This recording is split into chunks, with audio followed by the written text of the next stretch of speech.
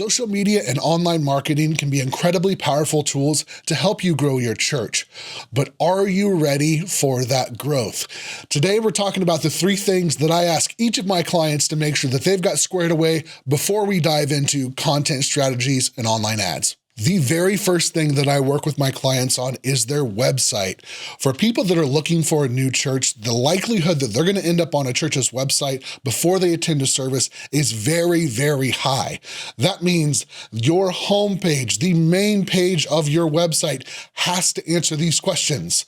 The questions are, where are you located? What time is service? How do I get there? Am I gonna fit in? What should I wear? What is worship like? What is it like to attend a service at your church? Do you have activities for my children to do during church services?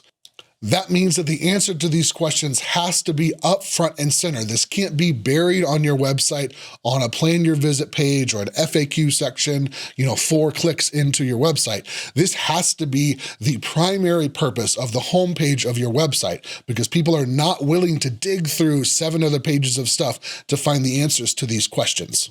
There's a couple different ways that you can approach providing this information. One is literally to type it out. So you can create an FAQ section on your website, or literally just type out the answer to when is service, what should I wear, those types of questions that a new visitor would have. My personal preference is to actually create a video on the homepage of your website that's introducing yourself and welcoming people to join you for service.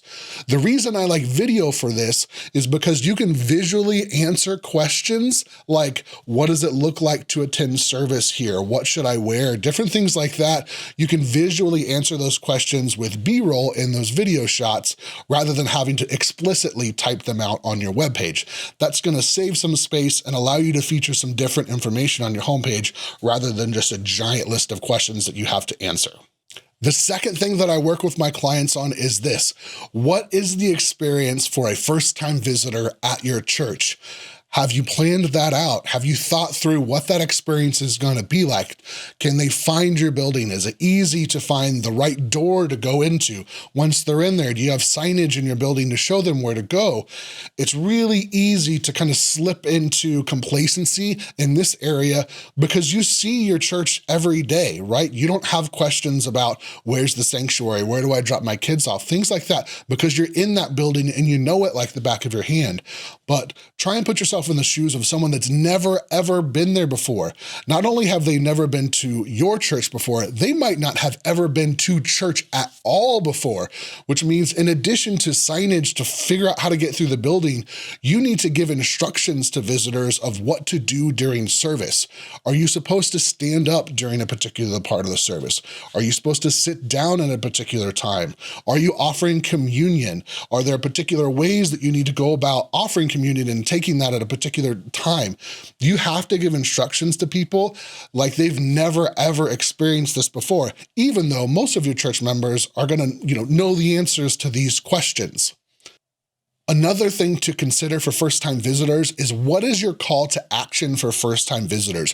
What is it that you're asking them to do? Is there a contact card that you're asking them to fill out?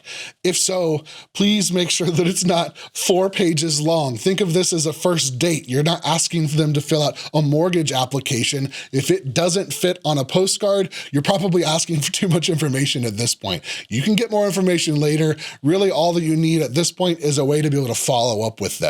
That leads me to the third and final thing that I ask my clients to have set up before we start promoting their church on social media, and that is a strategy for following up with first-time guests.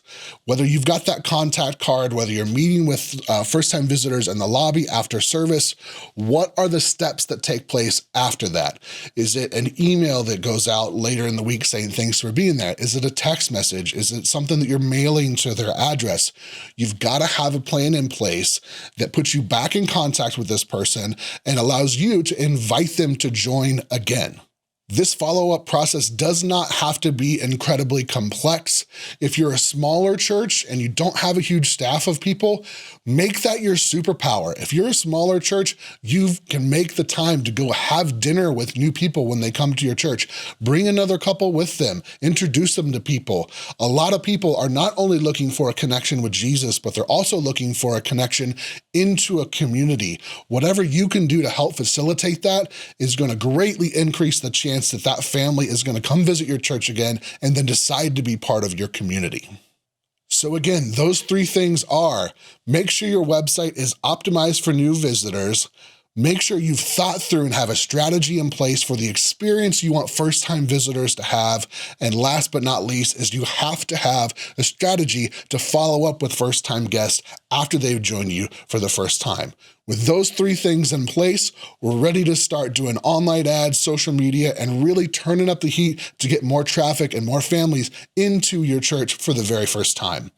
If you enjoyed this content and would like to see more of it, make sure and hit that like button, hit that subscribe button. We've got all kinds of videos like this available for you to help grow your church one visitor at a time.